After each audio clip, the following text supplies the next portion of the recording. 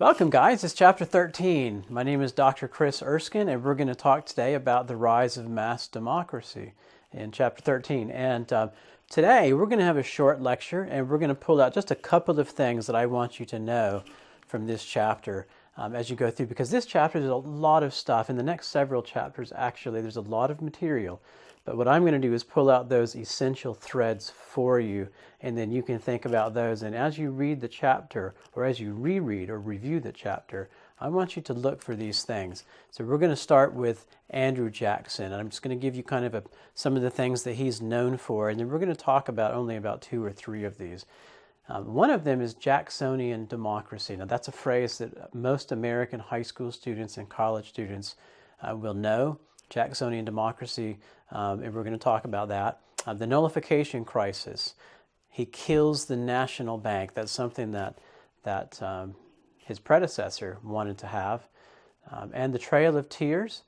He pushes Cherokee out and into Oklahoma. And also a new political party formed because of Jackson, because he was such he ruled with an iron fist, we would say. He was very, very strong ruler.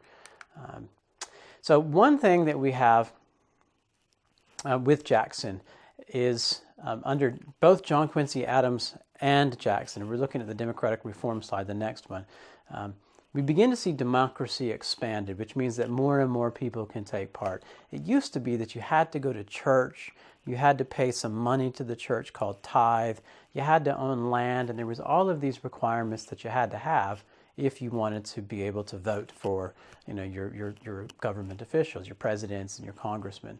But those began to disappear, particularly in the eastern part of the United States. And actually, they never existed so much in the West because the West was formed much later. And you begin to vote by written ballot rather than voting aloud. So sometimes your teacher might ask you, hey, who would like to have extra homework, or who would like to not have extra homework, and you vote yes or no, and so you would say yes or no. So you can imagine how if you have someone who's running for president and that person says, I'm going to send a really big, strong man with lots of muscles in, and if you don't vote yes, then I'm going to have him follow you home and give you lots of trouble. And so we began to vote by ballot. There's much more reform that comes along over the next 100 years, but this is one of them. And so in 1824, look at the number, only 465,000 people are voting. Now, this time in the country, we have just under 23, 25 million people. And so 500,000 people, not too many people are voting. 1836, just about 12 years later, we have almost 2 million people voting. And in 1840, almost 2.5 million people voting. And so this is largely because of both John Quincy Adams, but also Andrew Jackson. And so many more people can vote under Andrew Jackson. But also, Andrew Jackson is one of the first presidents that's not what we would consider an aristocrat.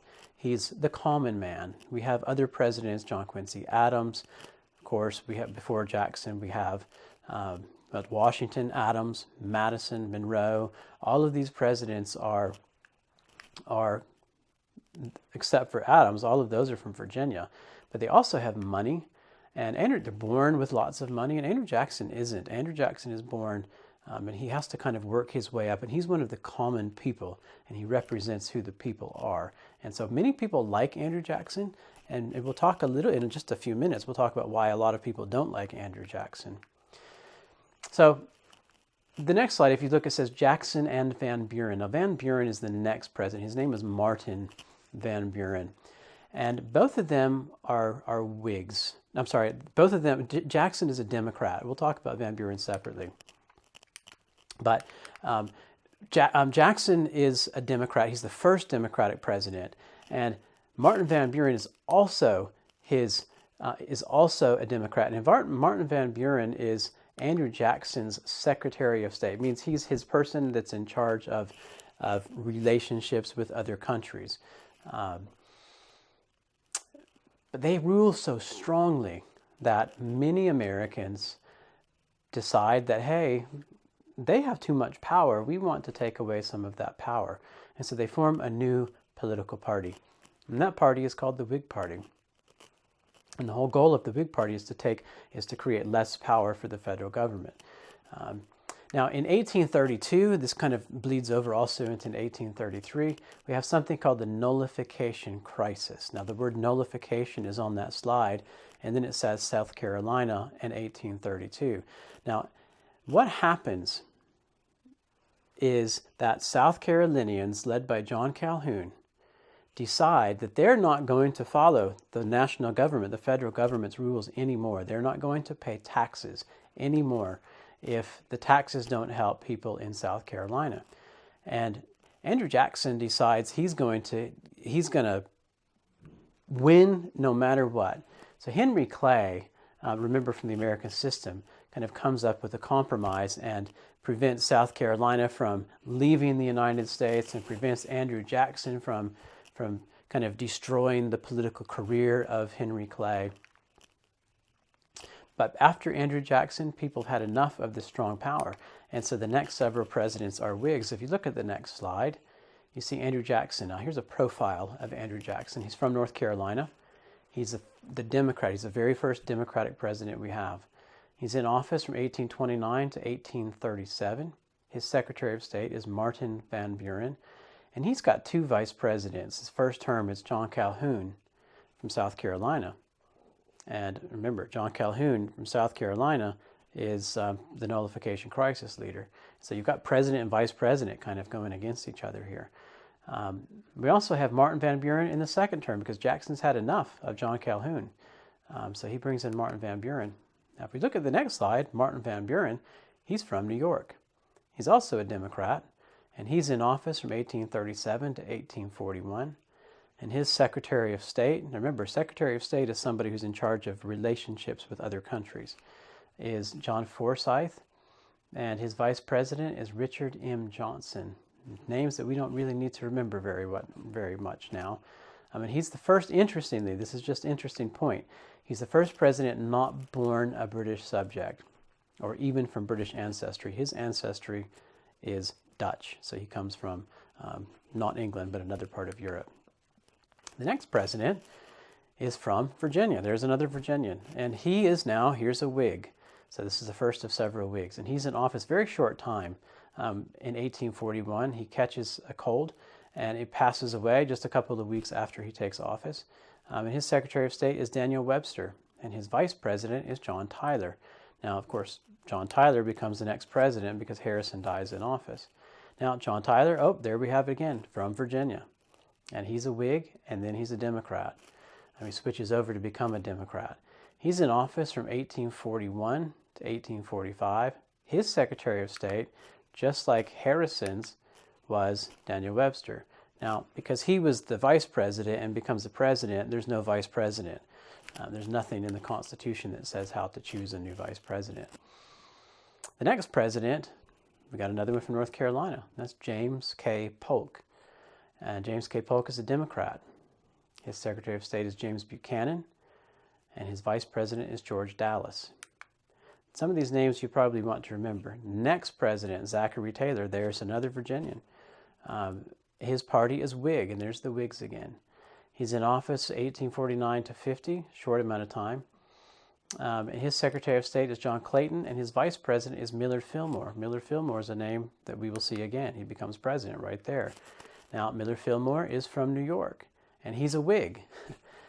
His Secretary of State is Charles Conrad, and he doesn't have a vice president because he became president when Zachary Taylor died in office. Now, so those are several presidents, and the point of showing you all of those was to show you that there's several presidents that come along afterwards that are Whigs, and Millard Fillmore was the last Whig president. After Millard Fillmore, we get James Buchanan, and then we get President Lincoln, and Lincoln is the first Republican president. So the next slide takes us to the Trail of Tears. And the Trail of Tears, all Americans will know about the Trail of Tears. They may not know very much about it, but when you take a test for this class, you need to know a little something about the Trail of Tears. And I would ask you to read your textbook and make sure that you understand something about the Trail of Tears. But I'm going to give you just a little bit here. Trail of Tears, and this is a map you can see on this slide. You can see a map, and one of those, we're going from the right side of the map to the left side of the map. And one of those maps kind of goes out a little bit and then goes way up and then comes way back down and then heads back off to the west or to the left. And that's because they were following the water route. They were following rivers, so they would always be near water. The other route was a land route, and about 16,000 Cherokee were pushed west from North Carolina, North Georgia, and Andrew Jackson did not care about the Native Americans, the Cherokee people. And even the courts of the United States, the Supreme Court in Worcester v. Georgia, decided that Andrew Jackson could not take their land away from them. But Jackson said, the courts have made their decision. Now let them be the ones to make sure that it happens. And he had no interest in keeping the Native American Cherokee right there in North Carolina. So they were forced to leave, and as they left, they cried, and many of them passed away. They died. There was a lot of death on the Trail of Tears. And out of about 16,000, about 4,000 died along the way. It was a very difficult journey. If we look at the next slide, you can see another map on the bottom right, and it kind of pulls out, and you can see where in the United States this Trail of Tears is taking place. And part of that is taking place right here where I live in Chattanooga, Tennessee. And then the top left is some artist's picture of what maybe it looked like during the trail, during people marching on the Trail of Tears. Cherokee today are still very bitter about this Trail of Tears, and they should be, even though it was in the 1830s, almost 200 years ago, 190 years ago, really 180 years ago. So those are the things that I want you to pull out of this chapter, the Trail of Tears. And I also want you to kind of think about the development of the Whig Party, because Andrew Jackson had such a strong government, but also Jacksonian democracy. So many more people were able to vote during Jackson's presidency and after. He just got more people. He was the people's president for a lot of people. Now today we don't think of him as the people's president because of the Trail of Tears. But then people liked him. He was kind of the people's person. All right, so that's going to do it for this chapter, and we'll see you again for chapter 14. Have a great evening or great afternoon. We'll see you guys later. Bye-bye.